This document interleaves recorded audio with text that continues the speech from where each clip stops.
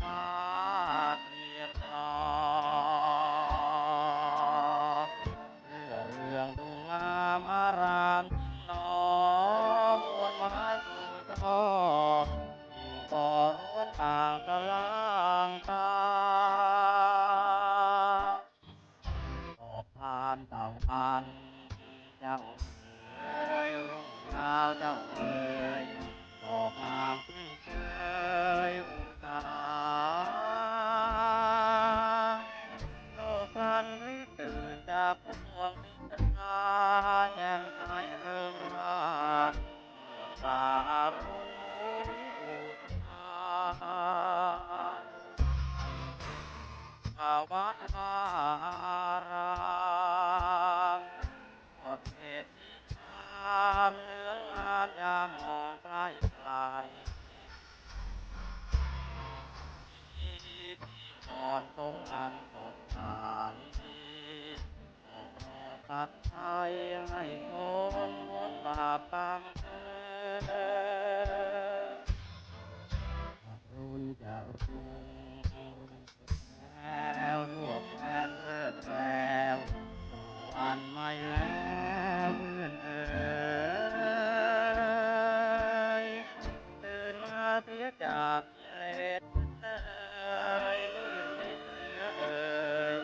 ออกมาชมเชยแสงแห่ง วัดอารามพวกเหตุนิทานเหลืองงามยามมองใกล้ไกลที่วอนตรงอังสดใสออกโปรดตัดไปให้ชนงดบาปกรรมแสน รุ่งจะรุ่งแล้วทั่วแคว้นเลิศแล้วสู่วันใหม่แล้วเพื่อนเอ๋ยตื่นมาเสียจากกิเลสนั้นเอ่ยมืดมิดเหนือเอ่ยออกมาชมเชยแสงแห่ง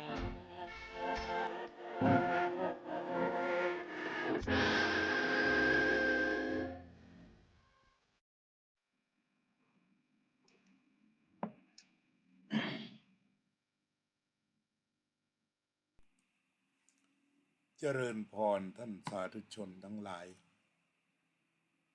รายการธรรมทานจากวัดพุทธปัญญาเมืองพโมนารัฐแคลิฟอร์เนียประเทศสหรัฐอเมริกามาพบกับท่านผู้ฟัง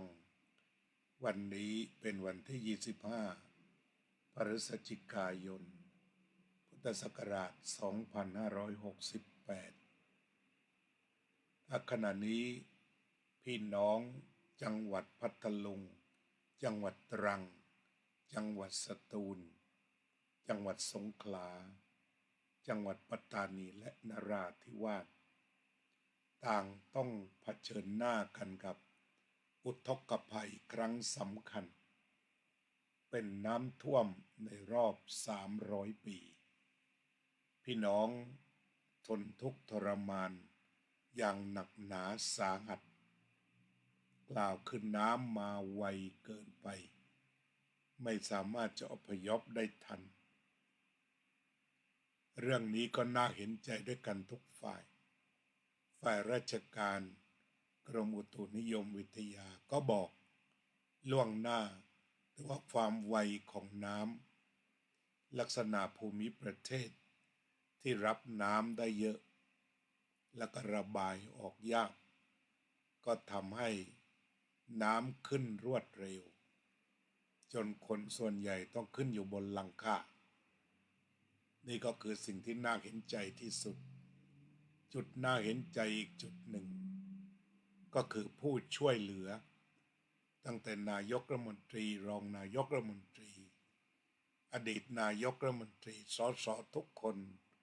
ในพื้นที่ในต่างพื้นที่อาสาสมัครกู้ภัยทั้งหลายมูลนิธิทั้งหลายล้วนมีจิตใจ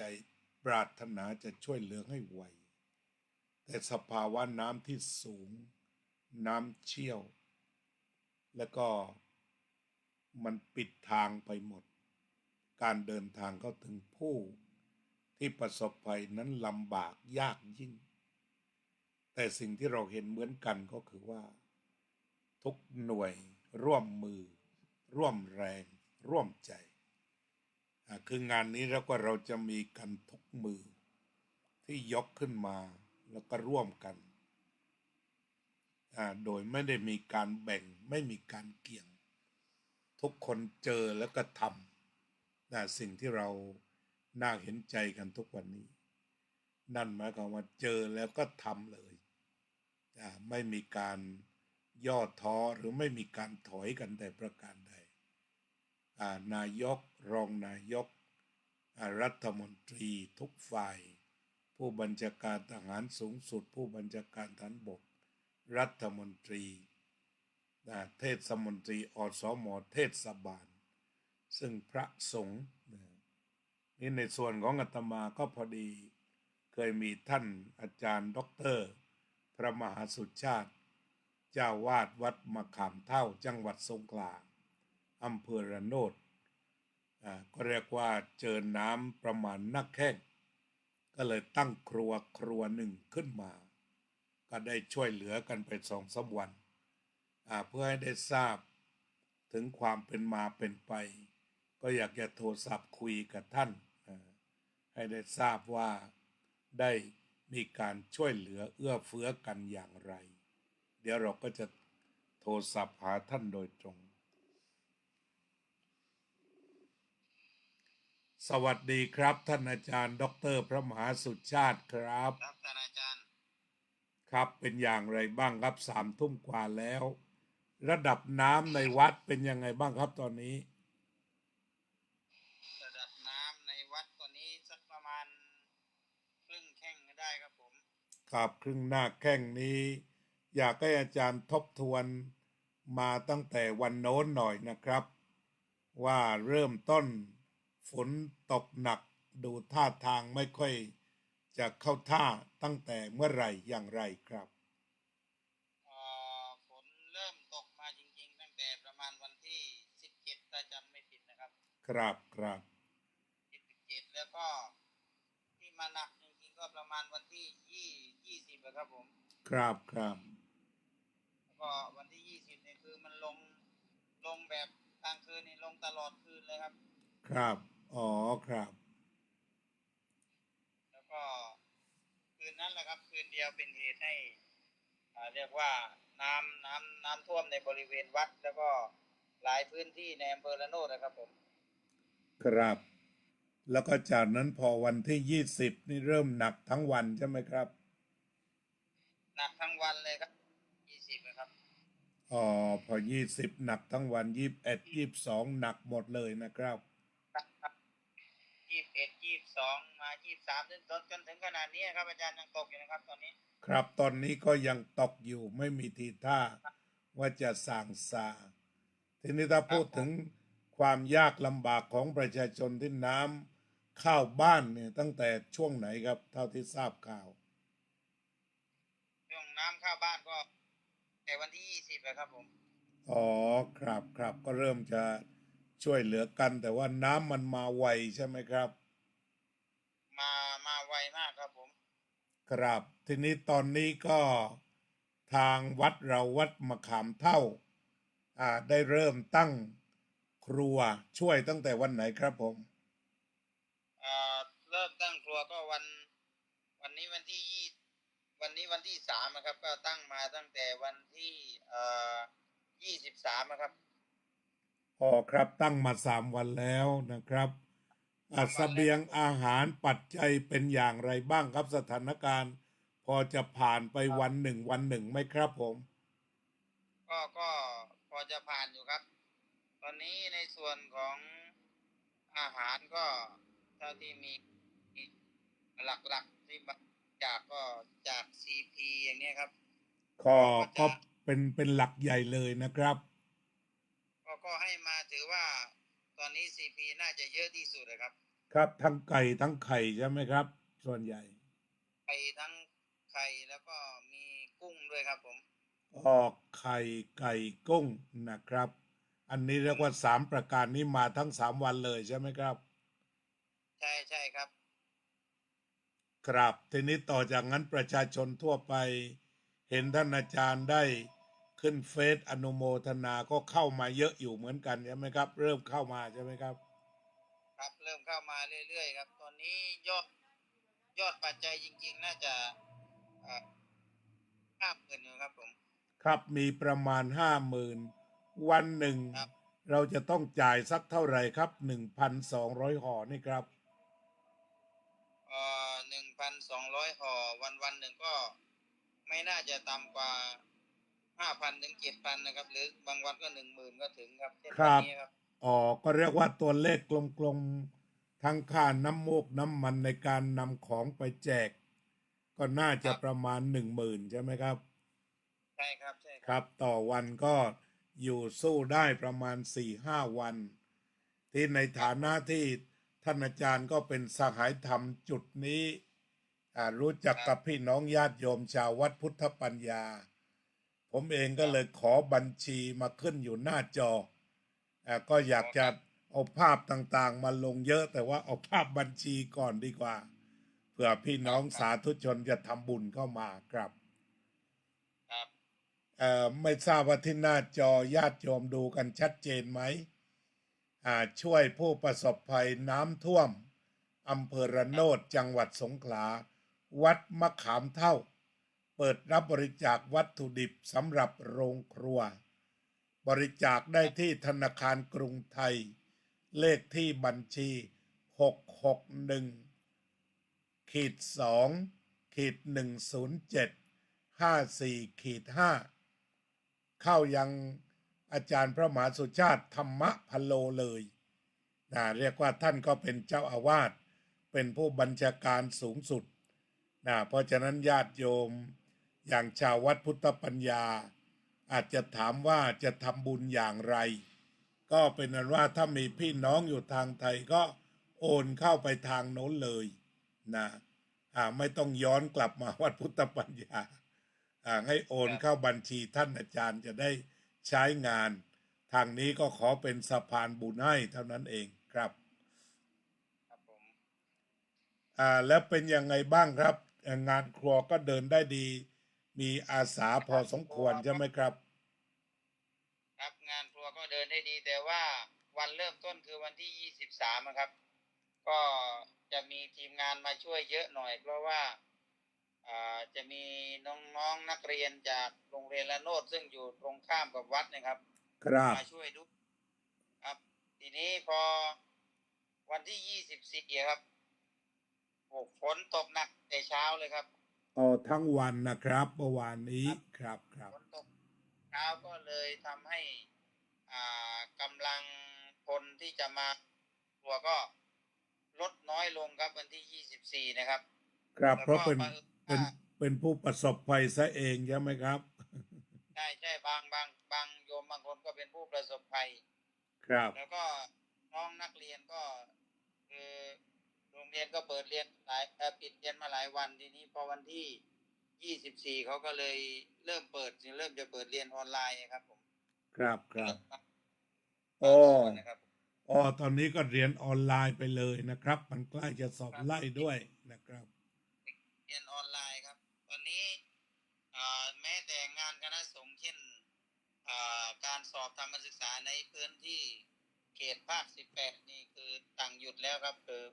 จังหวัดพัทลุงสาแล้วก็สตูลยะลานราปัตตานีพวกนี้ครับสั่งหยุดสอบธรรมศึกษาเป็นการด่วนแล้วครับผมครับครับก็เรียกว่าทางซีพียังสนับสนุนยังพอไปได้ผักแพงมากไหมครับเขาว่าหายากเหลือเกินใช่ไหมครับผักพวกนี้ครับเพราะผักค่อนข้างจะราคาสูงพอสมควรครับผมครับครับเขตที่อาจารย์ดูแลประชาชนนี่ไปถึงไหนครับเข้าสงขลาด้วยหรือว่าอยู่แถวระโนดนี่ครับผมตอนนี้เอาในอำเภอลันทั่วอำเภอละโนดก่อนครับผมอ๋อครับแต่ว่าท่านอาจารย์ครับที่หาดใหญ่หนักมากครับครับวันนี้ก็เบื้องต้นนะครับเราก็เพิ่งได้ ได้รับประสานมาเป็นบางส่วนนะครับก็เลยวันนี้นำไปเบื้องต้นหัดใหญ่ได้แค่ประมาณ50กล่องนะครับเอาเฉพาะคนที่พูดง่ายๆว่าไม่ได้เป็นพื้นที่ที่แทบไม่ได้รับบริจาคมาเลยบางคนก็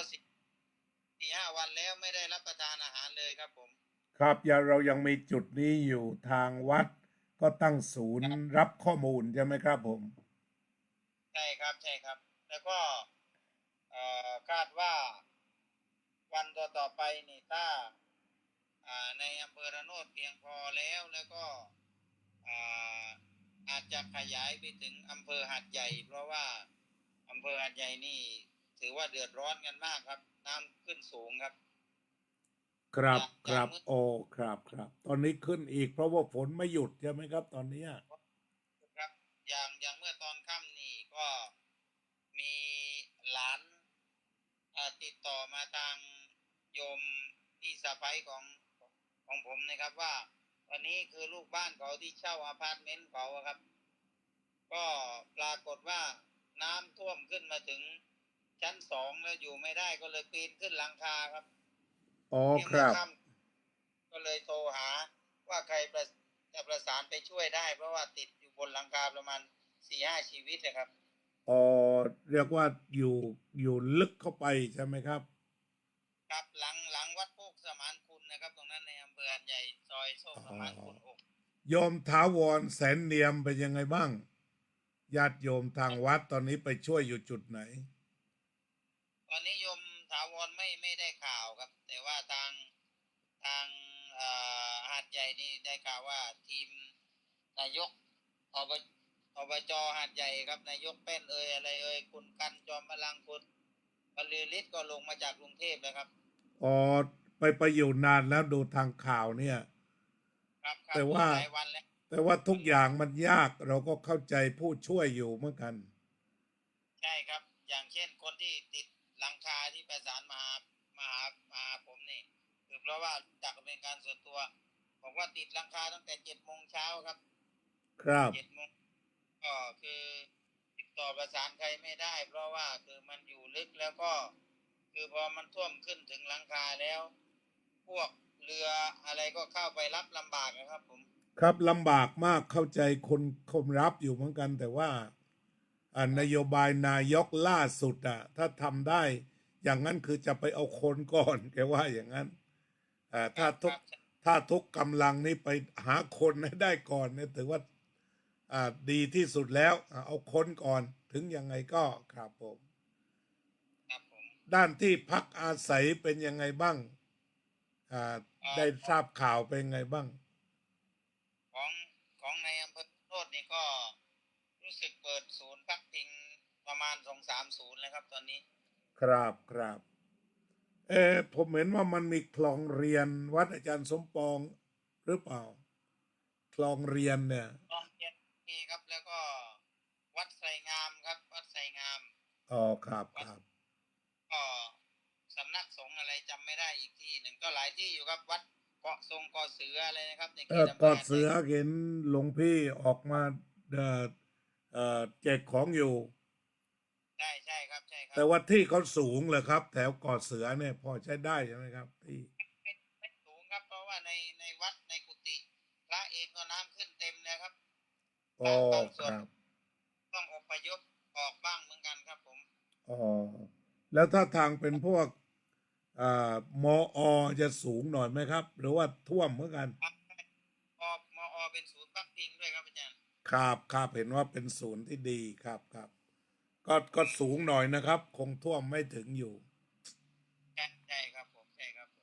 อ๋อครับนี่ก็ถือว่าเป็นการรายงานจากท้องที่ก็เป็นนะว่าทางวัดพุทธปัญญาหรือว่าสมาชิกรายการก็เพื่อให้มั่นใจทำบุญเจาะไปยังวัดอาจารย์ก็แล้วกันเราช่วยสักจุดหนึ่งไม่ช่วยสเปสปะสำหรับตรงนี้ก็เรียกว่าอาจจะเติมพลังเข้าไปถ้าดูปัจจัยเบาๆก็จะเติมเข้าไปซื้อน้ำมันซื้ออุปกรณ์ต่างๆไม่มากนักแต่ว่าพอจะได้จะสมทบกันเป็นวันๆเข้าไป สำหรับญาติโยมที่ดูรายการแล้วนะก็คิดว่าน่าจะจดเบอร์เอาไว้แล้วนะแช่ไว้นานนะก็จะน่าจะจดเบอร์เอาไว้เพื่อที่จะได้โอนเข้าหาท่านอาจารย์โดยตรงสำหรับผู้ที่มาถึงเอาดูหน้าหล่อๆของอาจารย์ซะหน่อยแช่อยู่ในน้ำตรงนี้ก็เป็นของคณะทำงานใช่ไหมครับน้องต่างๆเนี่ยครับใช่คณะทำงานครับลูกคณะเต้งลูกเต้งก็เป็นคณะทำงานเลขาลูกหมีน้องก๊อฟครับน้องหญิงอีกไป4 เบอร์แม่ครัวใช่ไหมครับวันนี้น้องหญิงเลยคือเป็นทีมประสานครับครับเลขาหมีเนี่ยเป็นเลขานายกเทศมนตรีเทศบาลตำบลละโนดคนปัจจุบันครับอ๋อลูกเต้ง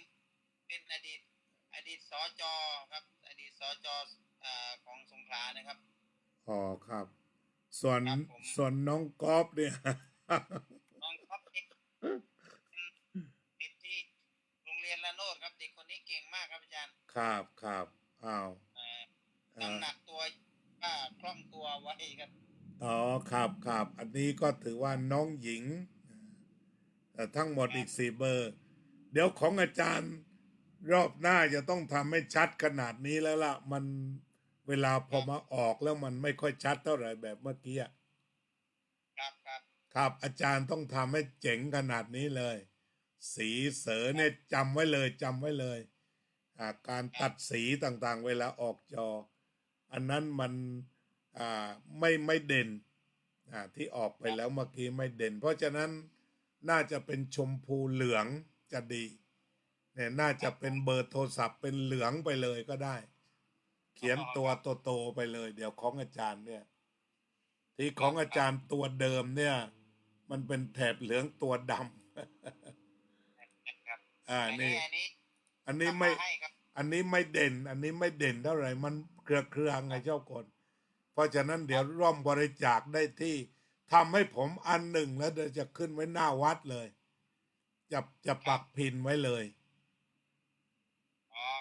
ครับเดี๋ยวลองทำแถบอะไรนะแถบชมพู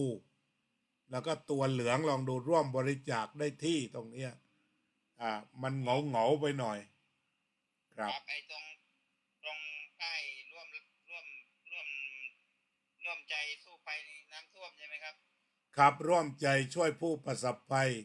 น้ำท่วมอำเภอระโนดป้ายนี้แหละครับทีนี้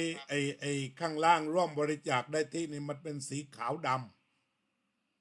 พอเป็นสีขาวดำมันไม่เด่นเท่าไหร่เพราะฉะนั้นจำมาให้ครับอาจารย์ครับเดี๋ยวบอกขอใหม่ทำแบบอีกแผ่นหนึ่งแผ่นนั้นดีมากเลยแล้วก็ขอตัวเลขเบอร์บัญชีให้มันเป็นพื้นสีให้มันเป็นพื้นสีชมพูแล้วก็ใช้ตัวเหลืองไปเสียครับเน้นชมพูเหลืองใช่ไหมครับครับมันเด่นครับแต่อันเดิมก็ใช้ได้อยู่ช่วยประกาศเพิ่มญาติโยมทางเมืองไทยก็เข้ามาเยอะถ้าจะทำบุญก็ว่ากันตามเบอร์นี้ไปเลยนะส่งไปช่วยนะตอนนี้ของอาจารย์ก็โปร่งใสมาก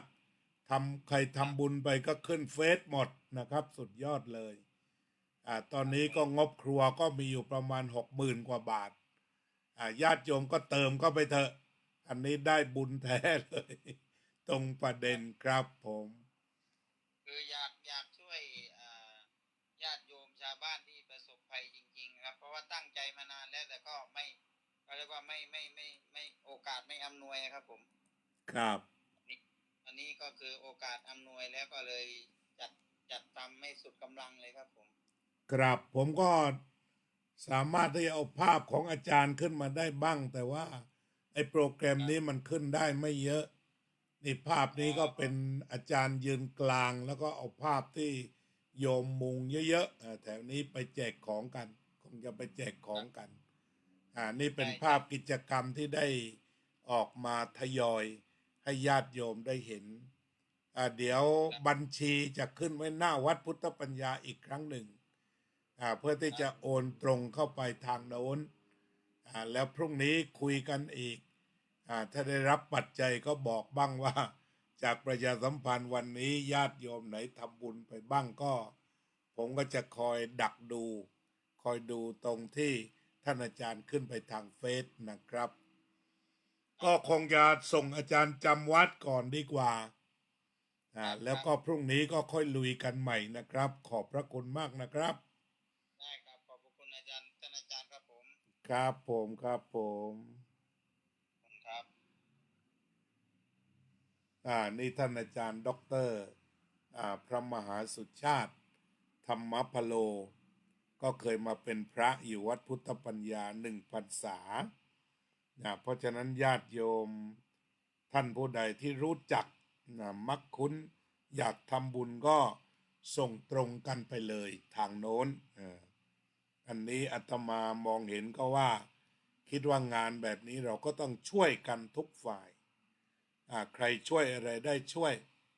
ทางนี้เรามีกำลังใจส่งกำลังใจ มีกำลังใจก็ส่งกำลังใจส่งไปที่ใครมีปัจจัยก็ตามกำลังศรัทธาพาเขาไปเติมโรงครัวก็โชคดีก็ได้วัตถุดิบจากของ CP อันนี้ก็เราก็ชื่นชมเขาว่า CP ก็ไปช่วยวัตถุดิบมีไก่กุ้งตรงนี้ก็พอจะได้ทำอาหารเป็นเครื่องปรุงเป็นอุปกรณ์เรียกว่า material ไม่ลำบากแล้วแต่ทีนี้เราก็ควรจะต้องมีเงินคงคลังฉะนั้นเห็นว่างานแบบนี้ญาติโยมหลายท่านก็อยากจะมีส่วน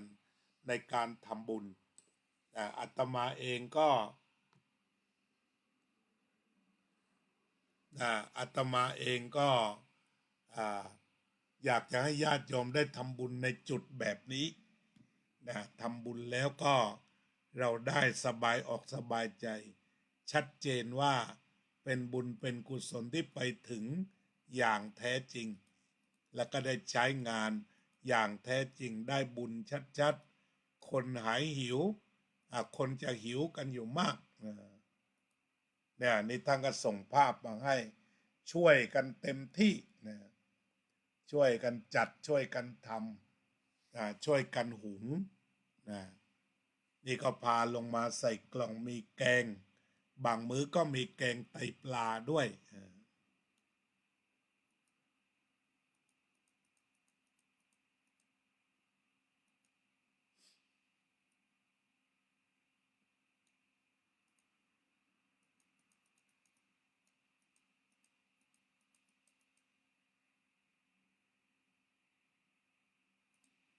ทีนี้นอกจ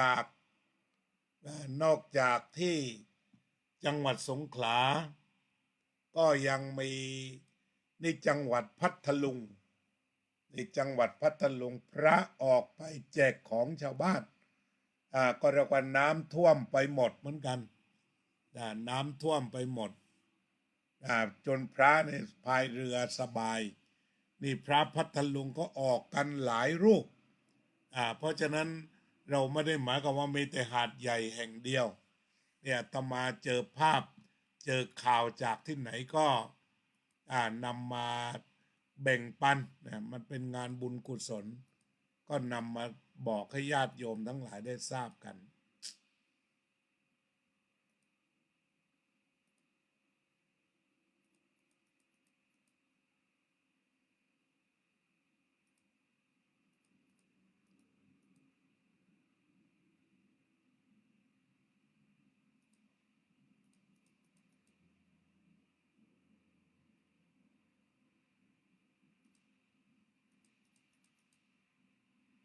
อันนี้ก็เป็น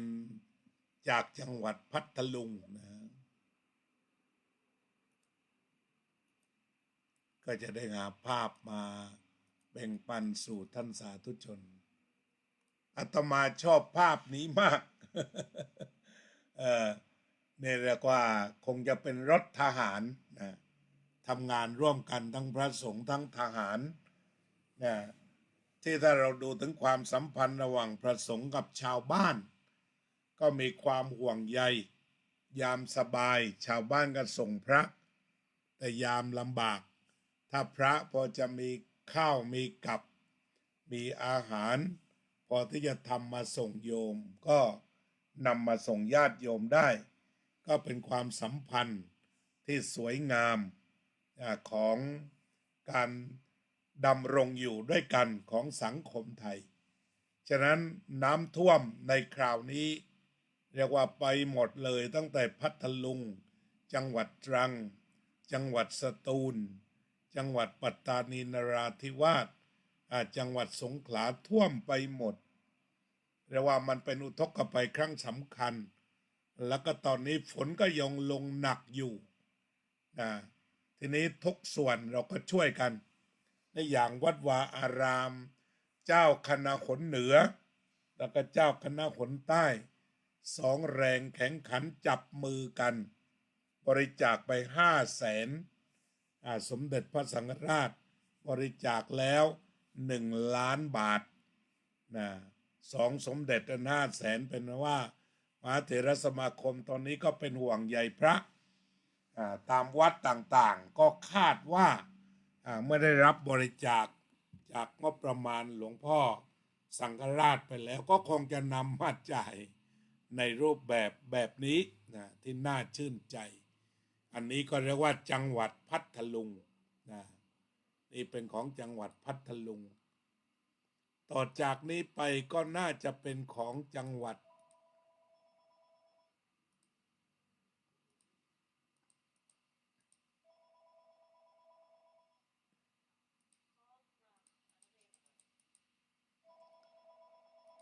ตอนนี้ของนครศรี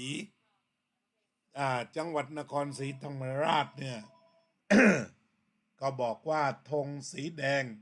เกิดน้ำท่วมชุมชนบริเวณคลองและพื้นที่ต่ำให้ย้ายไปอยู่ที่ปลอดภัยในทันทีประกาศณวันที่25 พฤศจิกายน 2568 เวลา 17.00 น.นี่หมายความว่านครศรีตอนนี้เราอพยพได้ทันก็ญาติโยมพี่น้องก็อพยพซะเลยถ้าอพยพได้ทันก็มาอพยพกันไปอันนี้ก็เจอข่าวแล้วก็พามาบอกให้ด้วยนะครับบางคนถามว่าแล้วจะอพยพไปไหนอย่างทางสงขลาเนี่ยก็เกิดปัญหาคำถามนี้เหมือนกันว่าแล้วเราจะอพยพไปไหนกันตอนนี้เขาก็มีที่อพยพเลยเรียกว่าแผนนครศรีธรรมราชดีมากโรงเรียนเทศบาลวัดใหญ่โรงเรียนเทศบาลวัดศรีทวีโรงเรียนเทศบาลวัดท่าโพโรงเรียนเทศบาลวัดเสาธงโรงเรียนเทศบาลวัดมเหยงโรงเรียนเทศบาลวัดเสมาเมืองโรงเรียนเทศบาลวัดเท้าโคตรโรงเรียนสาธิตเทศบาลวัดเพชรจริกโรงเรียนเทศบาลวัดศาลามีชัยโรงเรียนนานาชาติโอ้โหจังหวัดนครน่าจะรับมือได้ดีนอกจากนั้นจุดจอดรถในเขตเทศบาลสำนักงานเทศบาลนครศรีธรรมราชสนามกีฬาองค์กรบริหารส่วนจังหวัดนครศรีธรรมราชบริเวณถนนคนเดินหน้าสวนพระเงินบริเวณสนามหน้าเมืองโรงเรียนเทศบาลทั้ง10 โรงเรียนอันนี้ก็ถือว่าทางนครศรีธรรมราชยังรับมืออยู่แล้วก็ทำแผนได้ดีก็คงจะไม่ลำบากเหมือนกับทางจังหวัดสงขลาก็ขออนุโมทนาเป็นกำลังใจที่จังหวัดสงขลาเองนั้นปัญหาเยอะก็แก้ปัญหาหน้างานใครช่วยอะไรได้ก็ช่วยวัดไหนพอช่วยได้ช่วยเปิดวัดช่วยไปเลยเพราะถือว่าเป็นเรื่องของบุญกุศลอย่างยิ่งแล้วนะ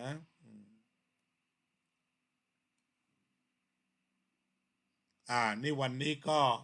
จะอุทิศเวลาพูดคุยกันไปนะพูดคุยกันไปเกี่ยวกับเรื่องของ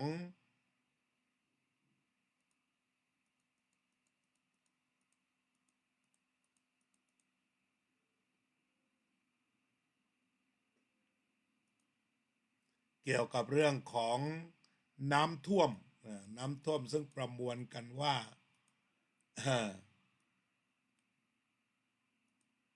คงจะยังเหลือลำบากกันอยู่อีกหลายวันเพราะว่าฝนตกไม่หยุดประเด็นใหญ่มันอยู่ตรงนี้คือฝนไม่เคยหยุด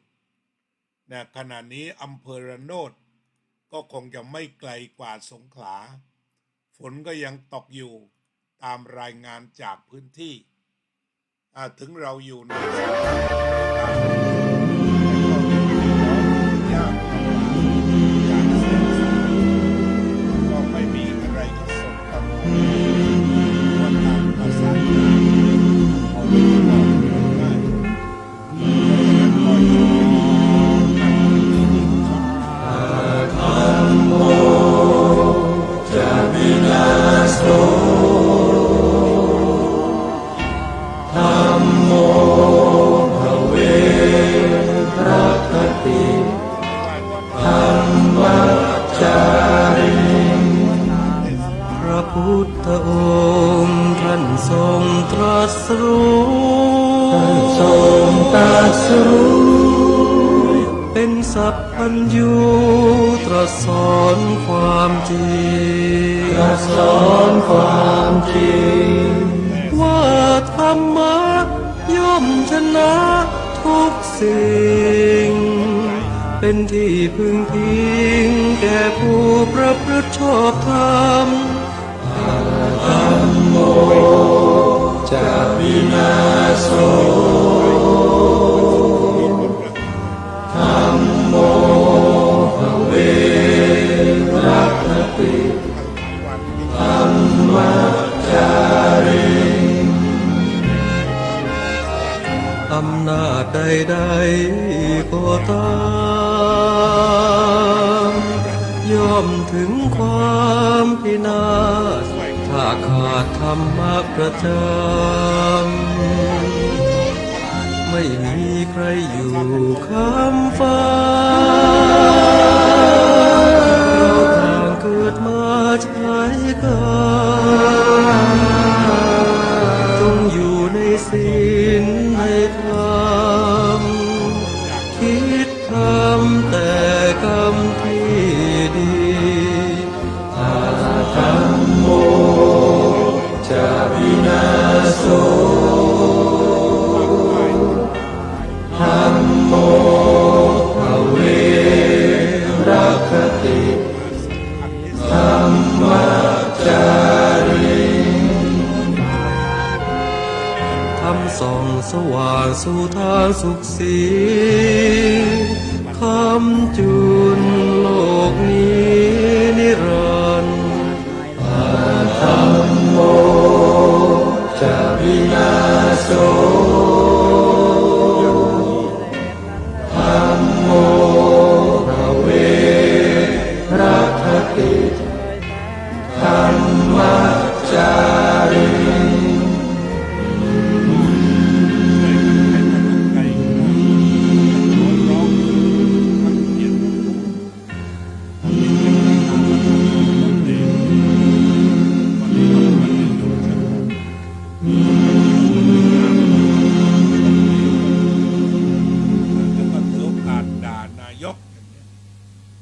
ก็เพียงแต่ว่ามีอะไรก็บอกกันเท่านั้นเองอย่าถือโอกาสว่าด่าว่ามันล้มเหลวอะไรมากมายก็ช่วยกันอยู่หน้างงานเต็มที่แต่ว่าเงื่อนไขตรงนั้นเนี่ยมันทำยากในอย่างที่คุณบุ๋มเล่าให้ฟังบางทีเรือเข้าไปแล้วไปติดรถซึ่งจอดขวางอยู่ในซอยเล็กๆมันก็เข้ายากอย่างนี้เป็นต้นแต่สำหรับแผนหรือว่าแนวนโยบายของรัฐก็มาถูกแล้วมันก็มีอีกอย่างหนึ่งก็คือว่าเขาคงรู้กว่าอาตมาและทำไปแล้วนั่นก็คืองบประมาณ ซึ่งมาถึงวันที่3นี้รัฐต้องโปรยลงไปเต็มที่แล้วนะฝ่ายเอกชนเขาก็ช่วยได้แต่ว่าสายมันสั้นในอย่างที่น่าสงสารเช่นว่าบรรดาสสที่ไม่ได้มั่งคั่งร่ำรวยอะไรเขาก็พอที่จะทำอาหารอะไรได้บ้างแต่ว่าจะทำไปหลายวันก็คงจะหมดตัวเหมือนกันเพราะฉะนั้นตรงนี้ก็คืองบกลางของรัฐได้เวลาที่จะต้องนำมาใช้โดยด่วนแล้วก็ท่านนายกรัฐมนตรีก็เป็นทั้งนายกสามารถประสานงานได้ทุกจุดแล้วก็เป็นรัฐมนตรีมหาดไทยก็ดูภัยพิบัติต่างๆมีข้าราชการจำนวนมากเพราะฉะนั้นคนที่อยู่ในโอกาสที่จะได้ทำบุญใหญ่ครั้งนี้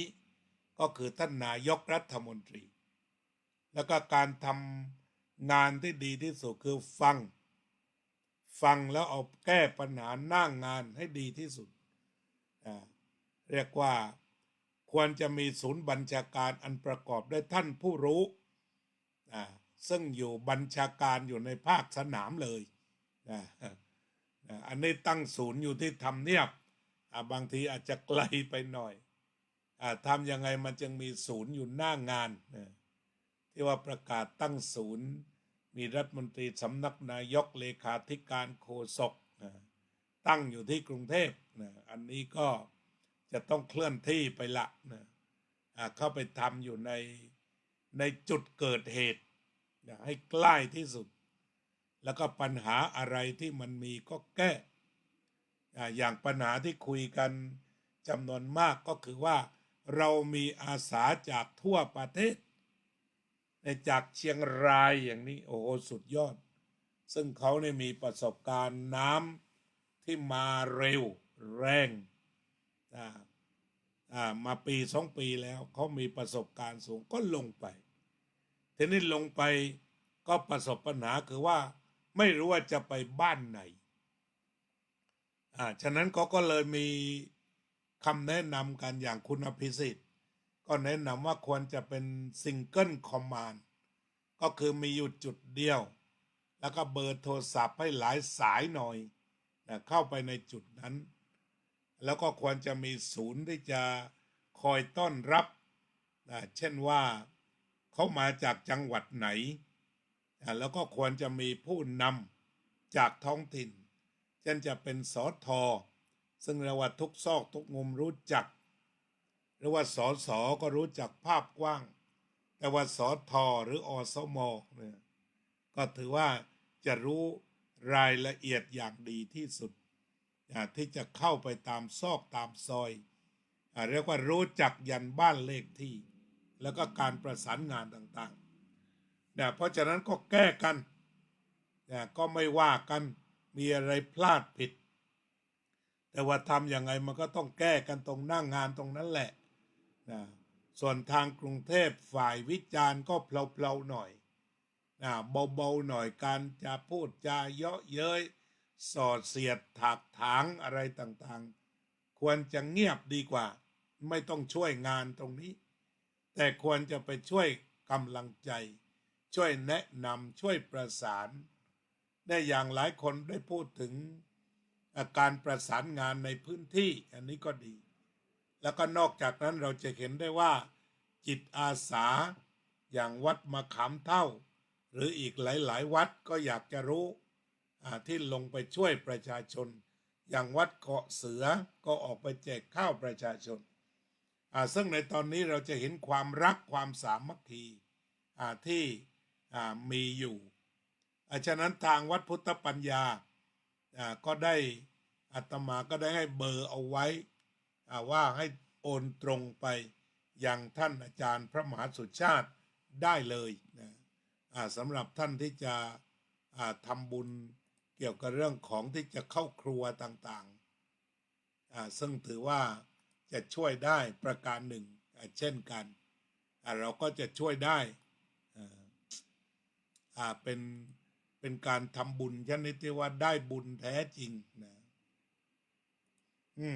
โยมดูไปอีกสักทีหนึ่งนี่ จะคาไว้ก่อนส่วนท่านผู้ใดที่ชมอยู่ทั่วประเทศตอนนี้มี9 คนใครจะบริจาคไปช่วยบ้างก็ได้ตามนี้เลยอันนี้อาตมาก็ช่วยได้อย่างนี้ส่วนทางวัดใครจะมา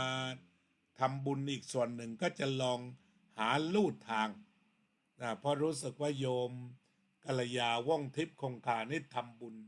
โยมจิรารัตน์บอกว่าโยมฝากพี่แตนทำบุญ$100ค่ะนี่มาแล้วโยมจิรารัตน์เกียรติสันติกล$100นำร่องแล้วประสานกับพี่แตนคือโยมกัลยาว่องทิพย์คงคาสุดยอดก็ใช้แบบนี้เลยนะใช้แบบนี้พอดีเมื่อกี้เพลงมันหลุดไปเฉยๆ ไม่ทราบยังดังอยู่หรือเปล่าเพราะว่าการขึ้นโปรแกรมภาพมากๆมันก็สับสนนิดหน่อยก็คงจะเงียบไปแล้วเนาะ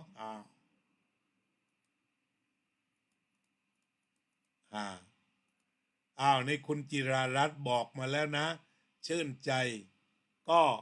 ให้เป็นเพื่อนหรือประสานกันกับพี่แตนคุณกัลยาว่องทิพย์คงคา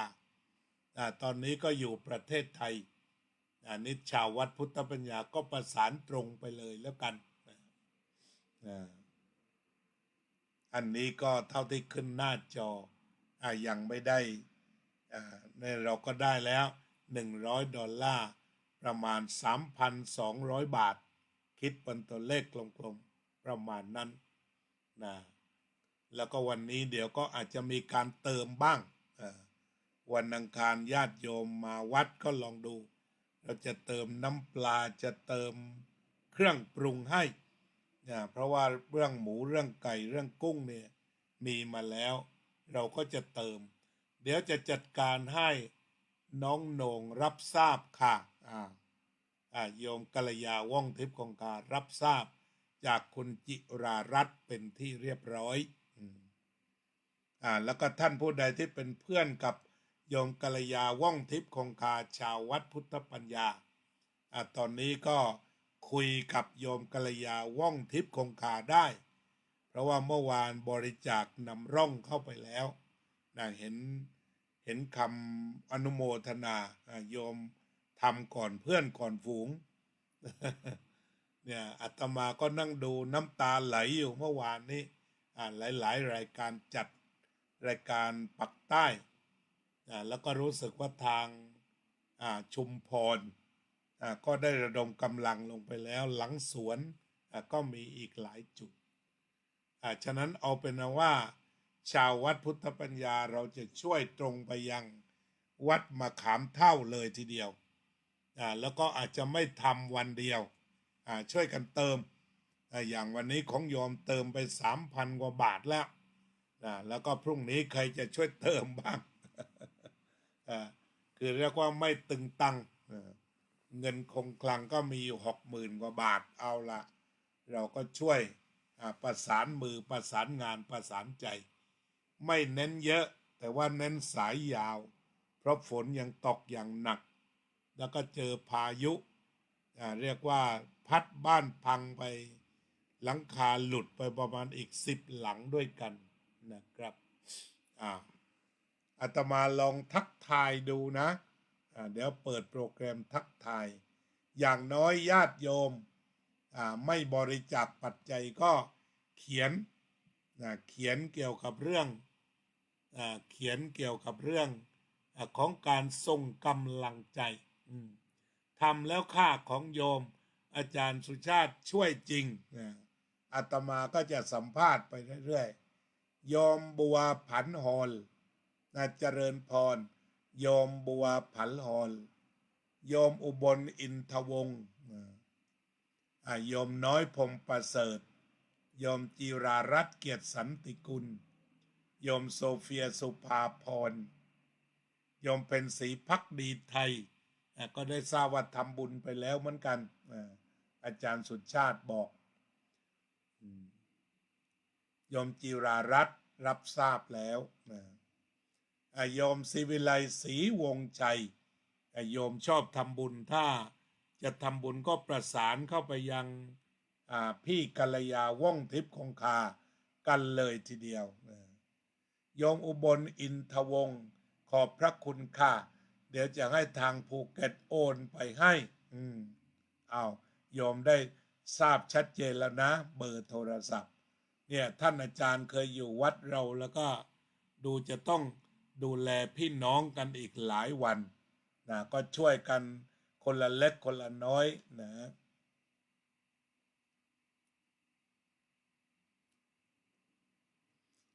โยมกัลยาปวารณาอย่างนี้ว่าอาจารย์จะให้ชาววัดทำบุญผ่านโยมได้ค่ะเอาขอบคุณมากนะฉันชาววัดพุทธปัญญาที่มีเฟซบุ๊กก็ทำบุญผ่านโยมกัลยาว่องทิพย์คงคาซึ่งโยมก็อุปถากวัดมะขามเท่าอยู่เวลาสร้างโน้นสร้างนี้จะช่วยเหลืออยู่เป็นประจำวันนี้ก็ช่วยเหลือไปก่อนฉะนั้นก็เป็นว่าพี่น้องชาววัดที่ฟังรายการนี้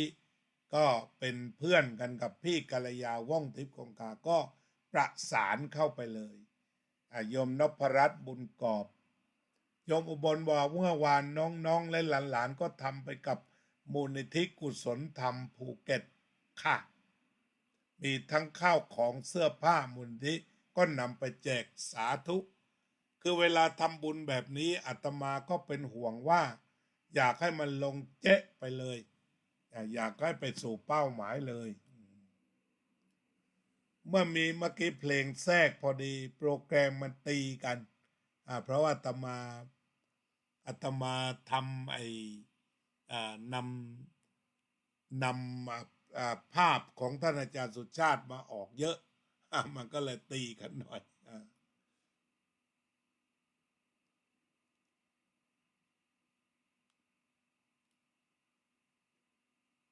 ครับจัดการปิดให้เรียบร้อยแล้ว ขอบคุณมากวันนี้ก็บอกมาชาววัดเพราะส่วนใหญ่ชาววัดพุทธปัญญานั้นใจบุญเจอเหตุแบบนี้แล้วก็จะถามกันมาทีเดียวนะเพราะฉะนั้นก็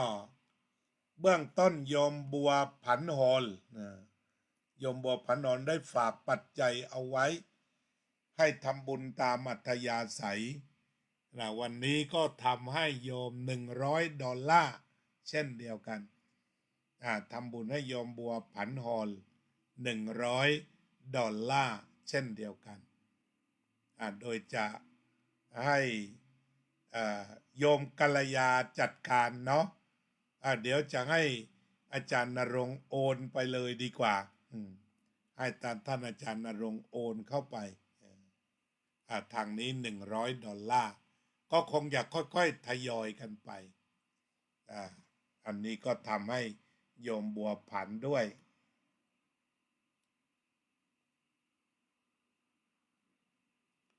Hello Daniel I'm fine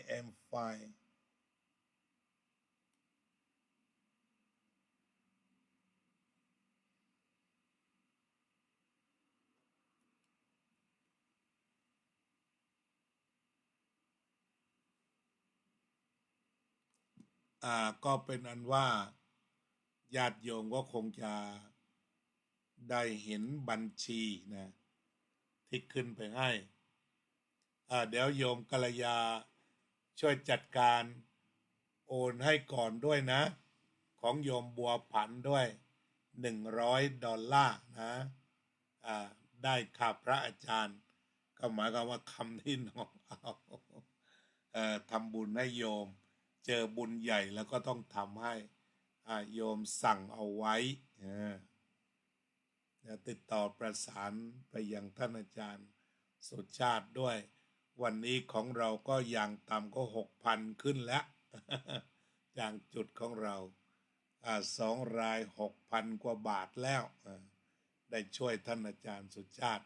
โยมกัลยาจัดการได้เลยนะเจริญพรพวกเราก็นั่งสมาธิ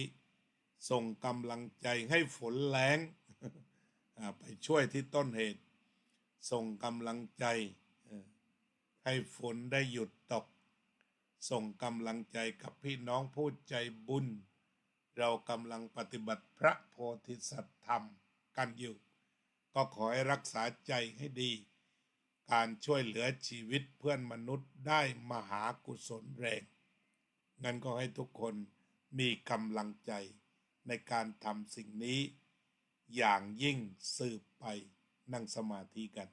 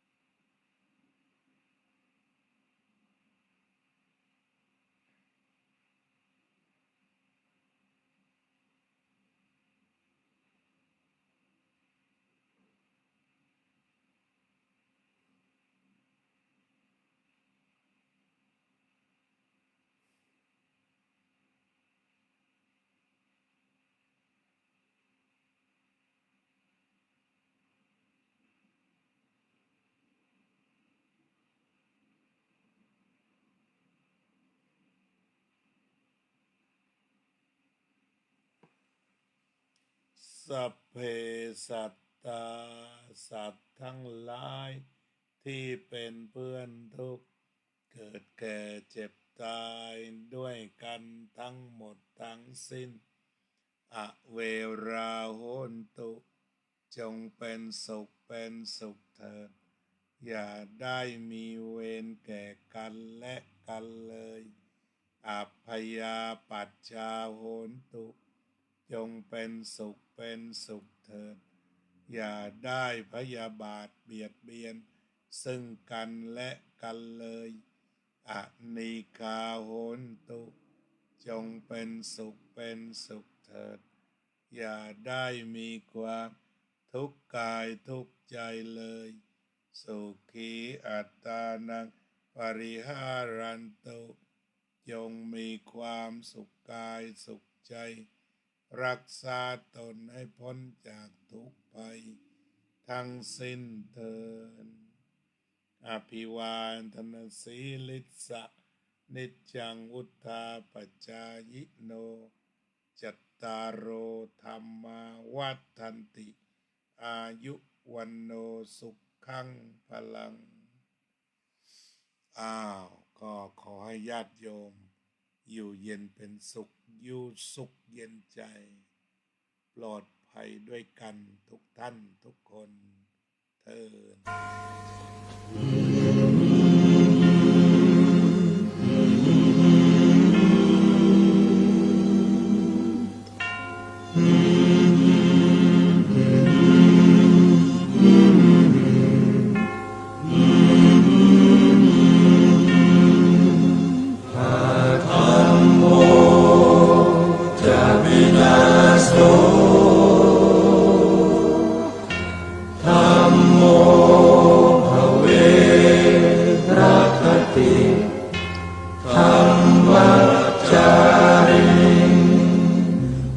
พุทธอ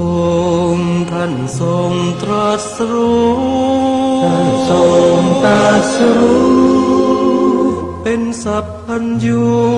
ตรัสสอนความจริงว่าธรรมะย่อมชนะทุกสิ่งเป็นที่พึงพิงแก่ผู้ประพฤติชอบธรรมธัมโมจะวินาโสธัมโมภเวรัคติธัมมัจจาริอำนาจใดๆก็ตาม ย่อมถึงความพินาศถ้าขาดธรรมะประจำไม่มีใครอยู่ค้ำฟ้าเราต่างเกิดมาใช้กรรมจงอยู่ในศีลในธรรมคิดทำแต่กรรมที่ดีอาธัมโมจะวินาโสธัมโมภเวรัคติธัมมัจจาริธรรมส่องสว่างสู่ทางสุขสีคำจุนโลกนี้